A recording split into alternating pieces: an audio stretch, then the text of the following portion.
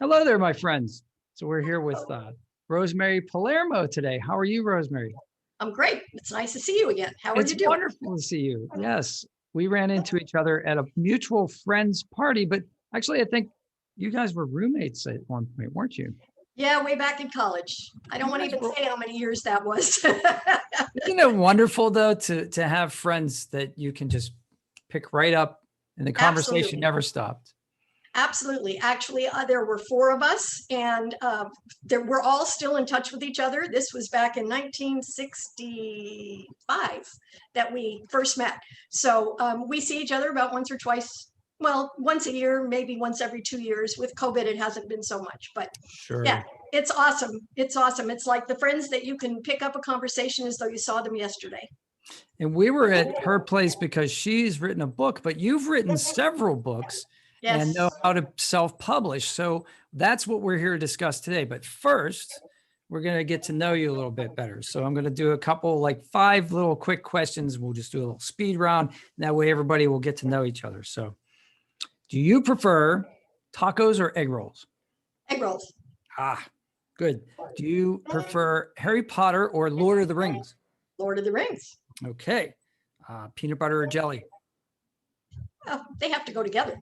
Okay, that's a good answer. Nobody's given me that answer yet. iPhone or Android? I am an Android user. So am I. And cake or pie? Pie. Cherry. Cherry. I was just going to ask, what's your favorite pie? Cherry pie. Yeah, Well, how absolutely. appropriate that cherry pie would be your favorite, because cherries are often associated with George Washington. And your first book was about a man who owned a tavern who saved George Washington's life from a poison plot. Is that correct? That is correct. He Tell us a owns little bit a about that. the Samuel Fraunces owned and started the Fraunces Tavern in New York City. It's the oldest continuing operating tavern in the United States. And he was an entrepreneur and also owned, in addition to that restaurant and hotel, he owned a resort in Upper Manhattan near where Greenwich Village is now. He was a very wealthy man. He was a patriot, and because George Washington and his staff had an office right down the street, they would eat every day at his tavern, and they became friends. And when the Revolutionary War started, excuse me, the British tried to have Washington and his top staff poisoned. And they bribed one of his personal guards to put arsenic in some peas that were to be served at lunch. My goodness, this just seems so underhanded for the time. Upstanding You think British. there's a code of honor, right? But my gosh, Yeah. subterfuge. Yeah, it was very interesting. He was able to put the peas aside and not serve them. And it turned out that his housekeeper at the house where he and his wife were living was a Tory, and she and her niece had bribed one of his personal guards, who also spent the night there. Threw a little sex in there and kind of got the guy to do what they wanted, and he was hung. Actually. Oh my gosh. Well, yeah. I mean, that's what you did back then. Traitors were dealt with.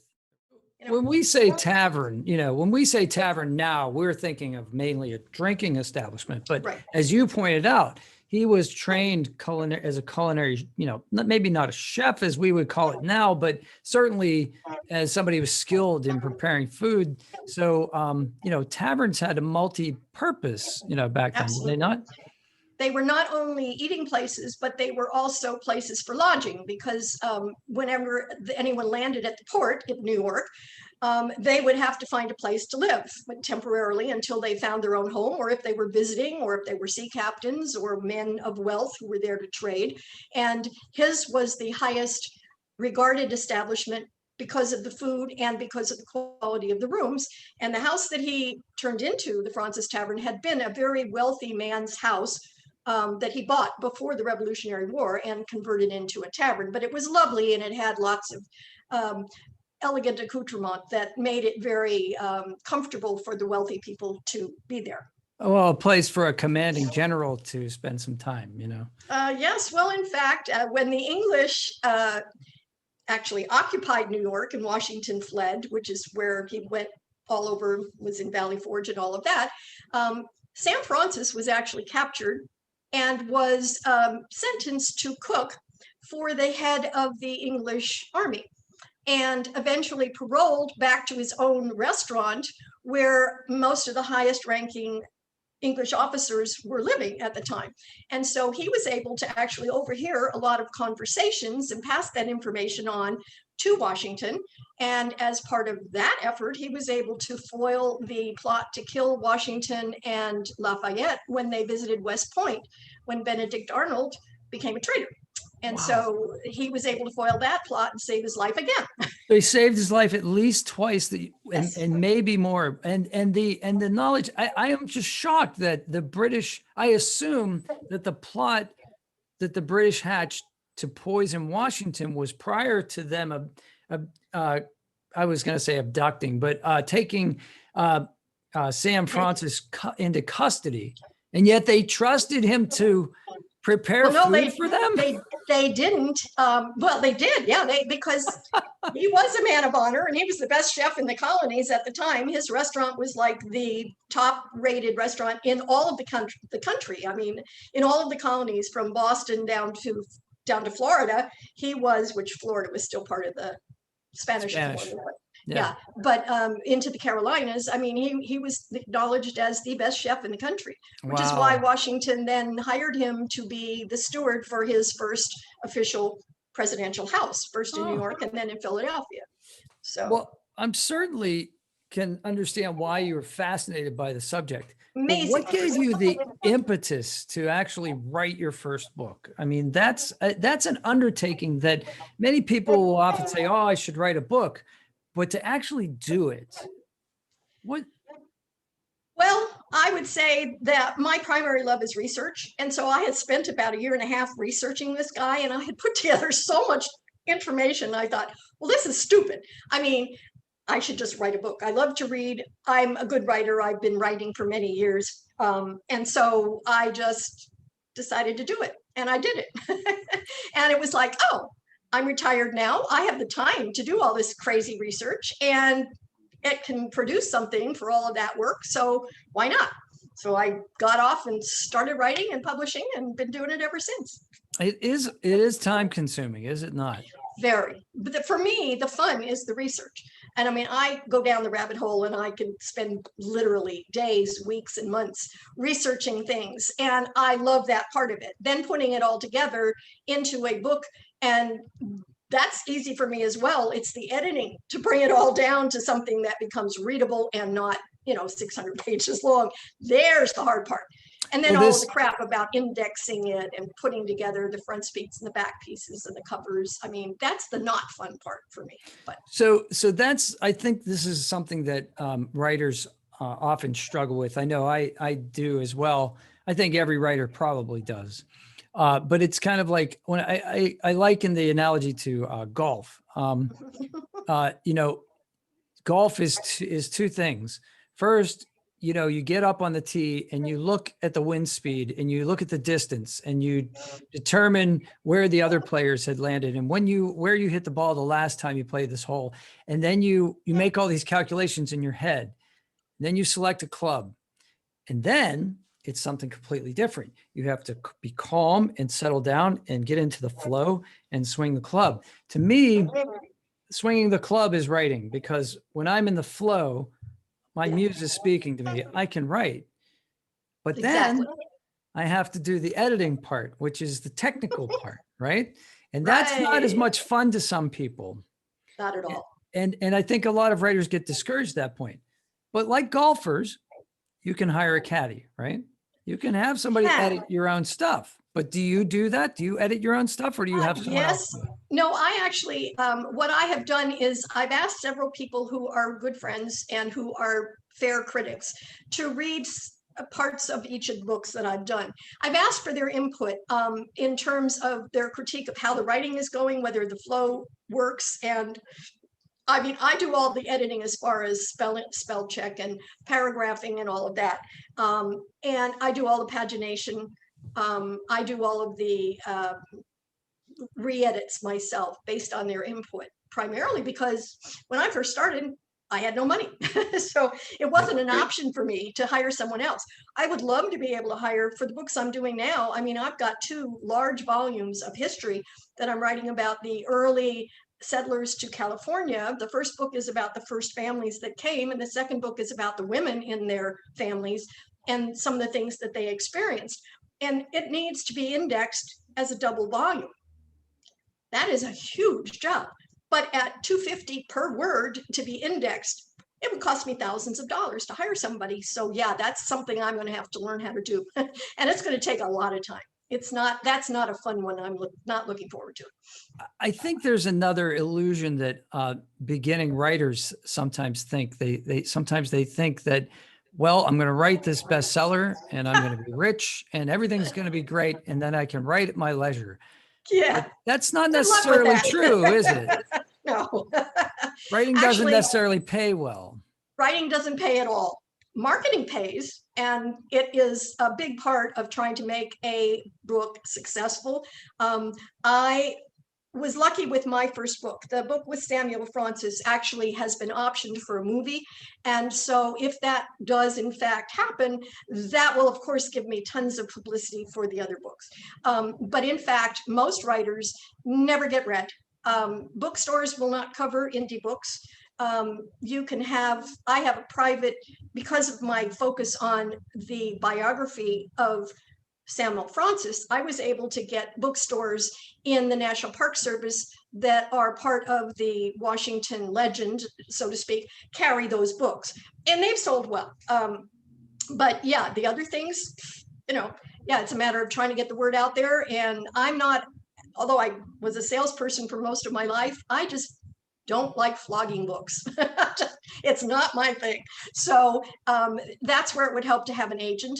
And get more publicity and have a mailing list and a Facebook page and all of those kinds of things that are really vital to get the word out, because otherwise your book gets lost in the thousands of self-published books that come out every year. Well, let's assume that someone who's watching right now has had the dedication to write a manuscript and they think that it's ready to be published. If they want to self-publish, what's their next step? For me, I did a lot of research before I decided how to go. I wanted that book to be available both in print form and on ebooks. So I went to Amazon, and Amazon has an extremely good, strong platform for publishing both ebooks and print on demand books. And they have a great system that walks you through it step by step.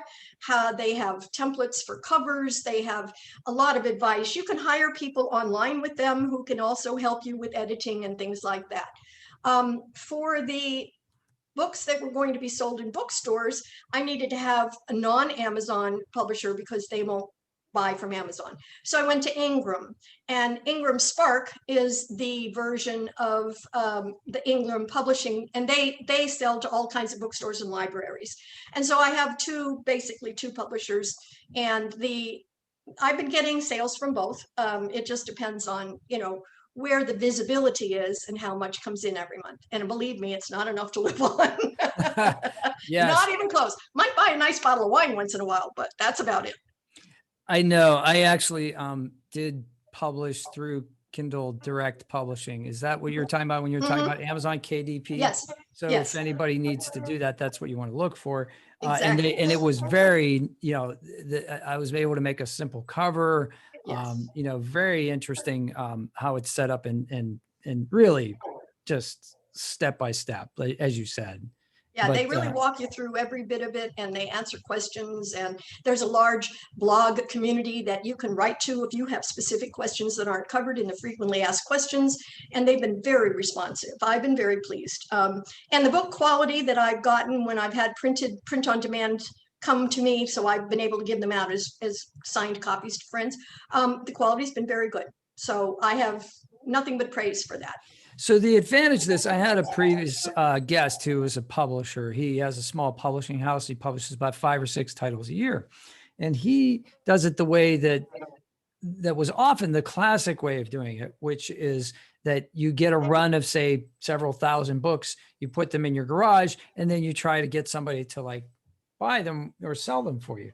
But the great advantage of this way I see is that it's print on demand. So there is absolutely no overhead. There's no cost out of pocket to the author unless Exactly. they want to take it upon themselves to hire an editor or a designer or that sort of thing. There Right. doesn't have to be any cost, and you can throw it out there and maybe friends and family see it first. Now, of course, trying to promote it is a different thing. That's a whole different thing. But yeah, I live in a studio apartment because I travel a lot. I have nowhere to store books. I do buy usually 10 or 15 at a time because I will occasionally have like a news interview, or I will have a party to promote something else and I will sell the book there. And so I have a few copies here, but yeah, they're under my bed. That's the only storage space in my house.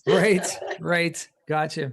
Yeah. And there's no limit as to what you can pay for those pre-published books. I have another friend that I'm interviewing this week, and he's got a hologram on the cover and a little in a cloth, like a fabric bookmark and all this sort of thing. And I think he said that it was $30 a copy just to publish just for the hardback book. And I'm like, well, I mean, he has some funds, but yeah, he must, because you're not going to sell too many books at $30.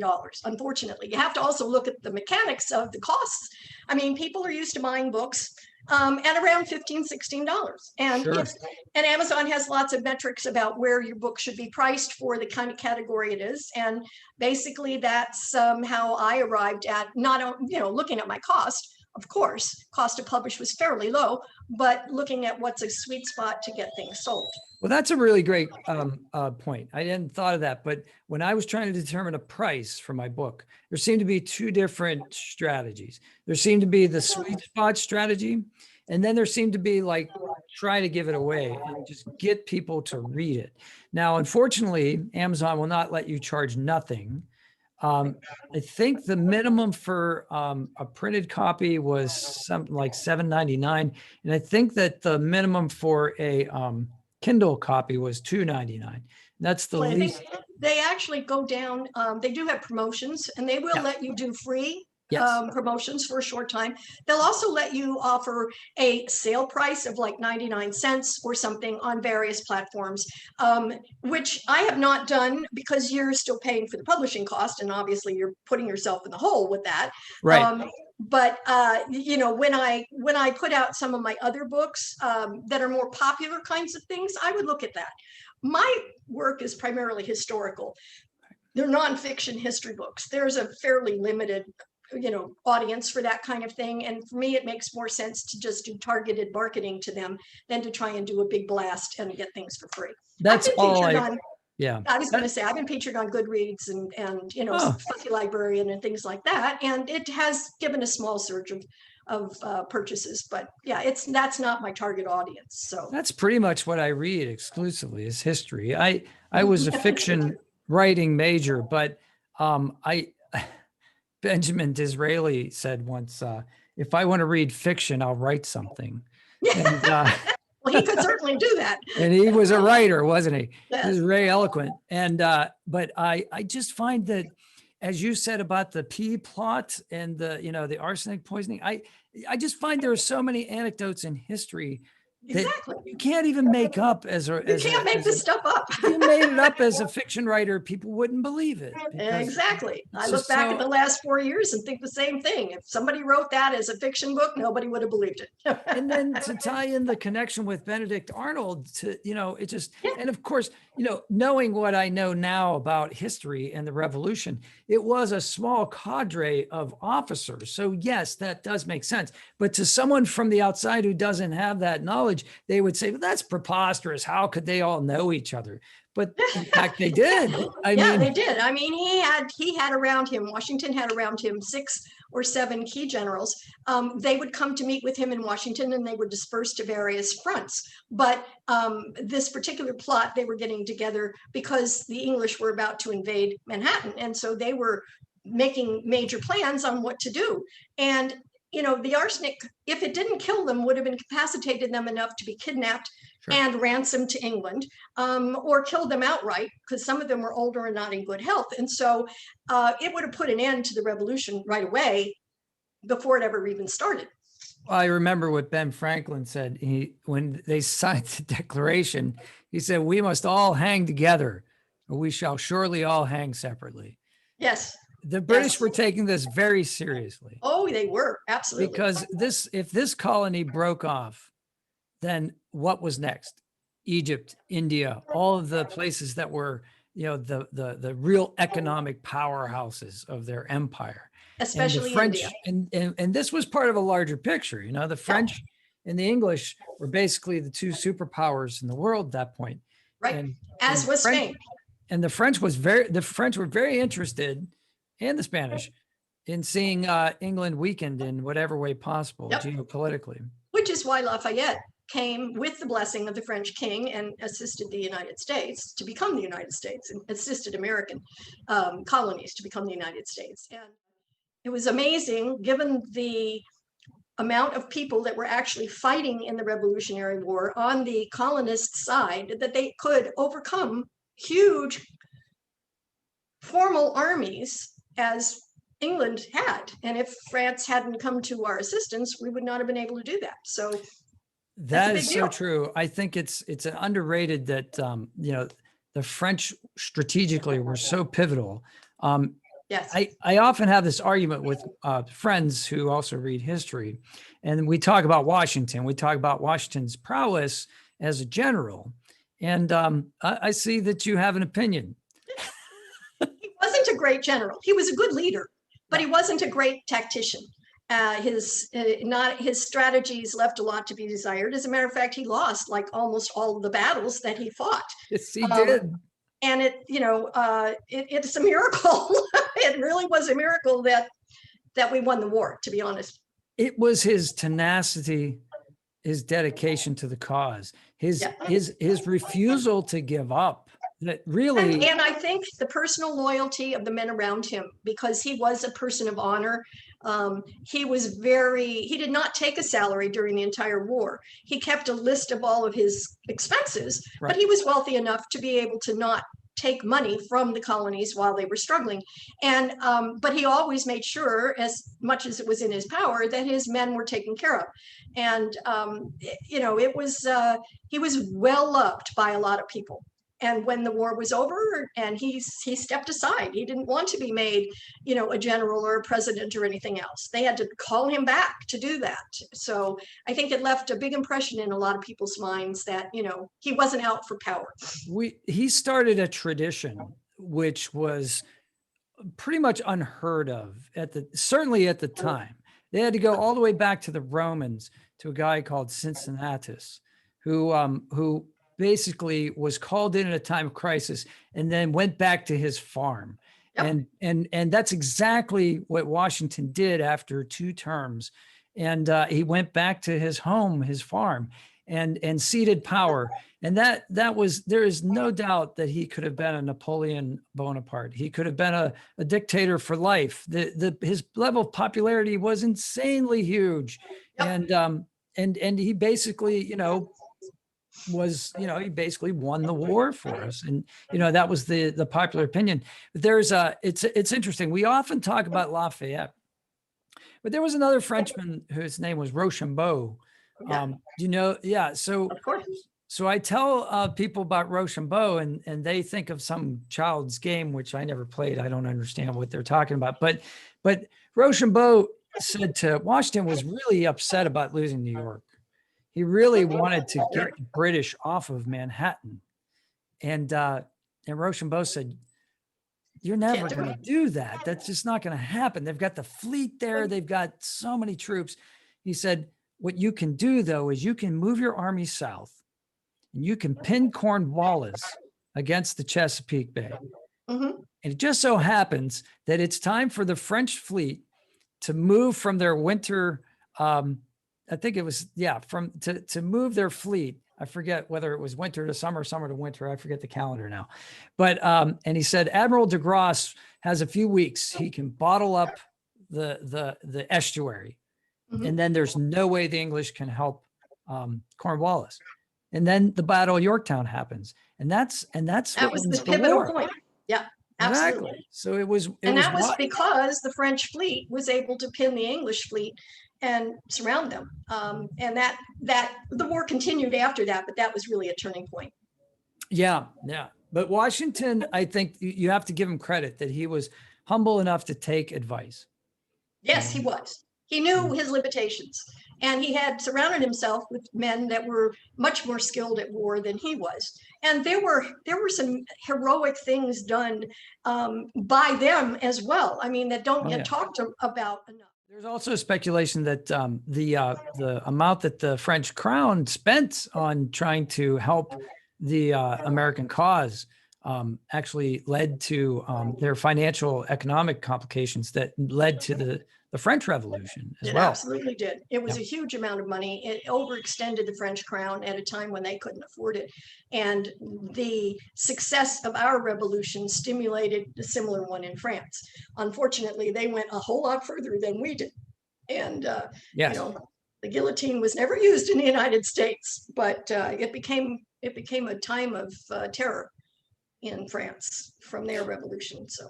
Yeah, it became a kind of ride the tiger thing. I mean, you know, Robespierre is obviously the most famous, you know, but even Robespierre goes to the guillotine eventually. Yep. I mean, eventually the movement overtook the leaders and they just got swallowed up in the mass anger.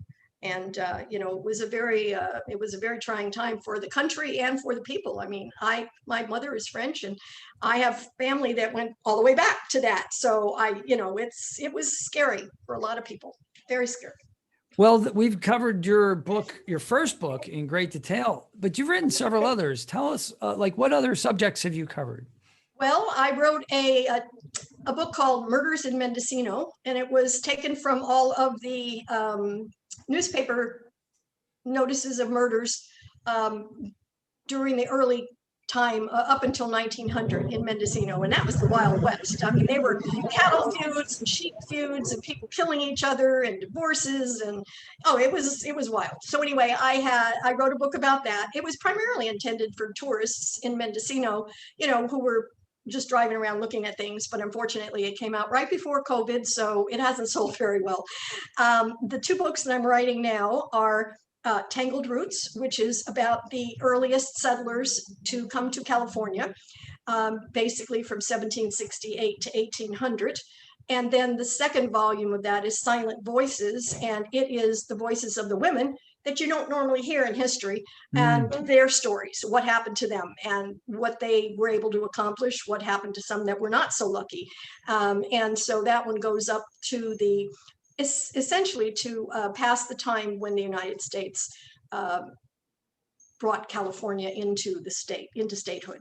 And so it's from 1800 to, I probably will stop at about 1880. Gotcha.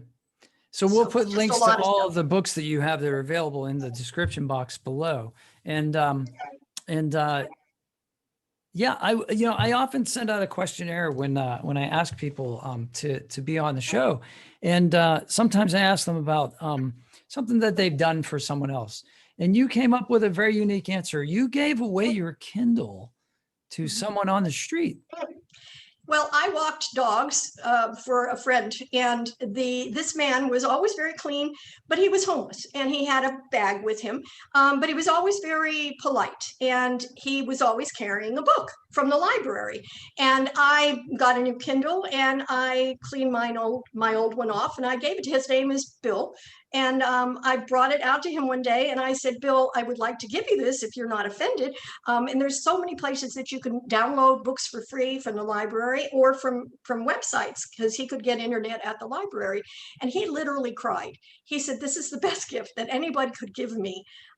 He said, it's so much lighter and I can keep it at the bottom of my bag so nobody's going to rip it off. And I haven't seen him since COVID, but I know it made a big change in his life. He was very, very grateful. And I don't expect gratefulness. I just wanted to know that he was able to indulge his love of reading, because he always had something to say about the book he was reading. And we used to have great dialogues, and it was great. It was very fun.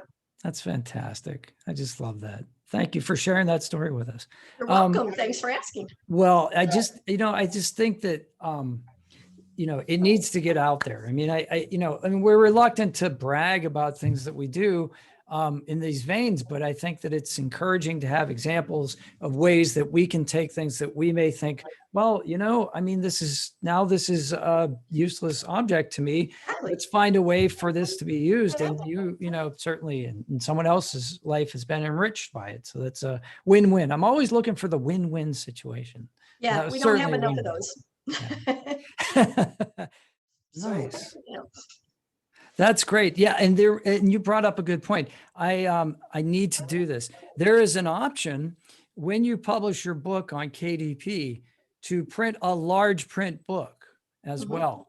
And I haven't done that. Now that you've given me an example of someone who could benefit from that, I'm going to do Absolutely. that. I think that's critical.